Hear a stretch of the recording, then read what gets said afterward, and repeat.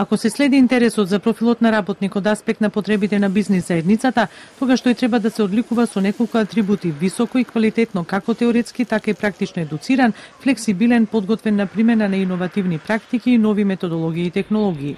Во спротивно, вели Сашо Раденковиќ од Стопанската комора, бизнисот ќе биде донесен во улога да бара екстра луѓе што би ги едуцирале овие кадри, а во новото време за тоа има се помалку простор. Од тој аспект, квалитетот на лицата кои што треба да влезат во работен однос, нели, треба да бидат брзо приспособливи, да знаат нови методологии, да бидат прифатливи во процесот на дејностите кои што треба да ги обавуваат и да допринесуваат со новите сознанија кои што ги стекнале до тогаш од практичен аспект и практична примена на истите. Оттаму смета Раденковиќ, секој едукативен и образовен филтер, дали во форма на државен испит или слично, а низ кој поминува идниот работник, е во насока на поголема компетитивност кон пазарот на труд. Кога сме ке државниот испит, него ќе го спроведува одборот за акредитација, во кој ќе членуваат професори кои имаат објавено трудови во меѓународните списанија со импакт фактор во 70% од базата на списанија од Web of Science. Кога сме ке практиките за објавување научни трудови, дел од земјите во регионот го имаат уредено на посебен начин. Словенија има избрано фирма за да ги дотерува податоците за сите истражувачи и во која се регистрирани 14.634 истражувачи. Истражувачите се должни да достават податоци за сите научни активности кои се бодираат различно, согласно правилник.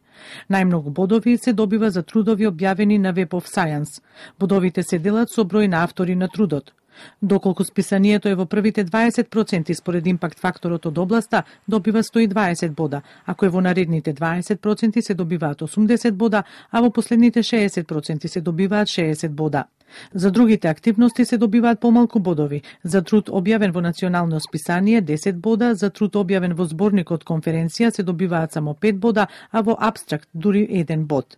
Моделот во Словенија е особено почитуван и се смета за еден од најдобрите заради што постојано е предмет на интерес и инспирација дури и за развиените европски земји.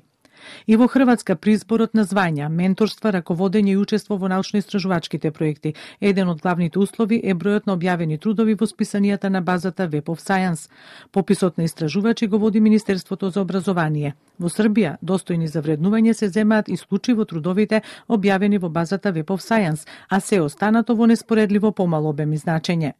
Правилникот на списанијата го донесува Министерството за образование, кој предвидува 3 групи списанија. Првата, кои се во првите 30%, втората група истакнати научни списанија, кои се меѓу 30 и 50% од списанијата од соодветната област во базата Web of Science, и третата група меѓу 50 и 100% списанија од истоимената база. Конференциите речиси и да не се вреднуваат дури ни оние меѓународните.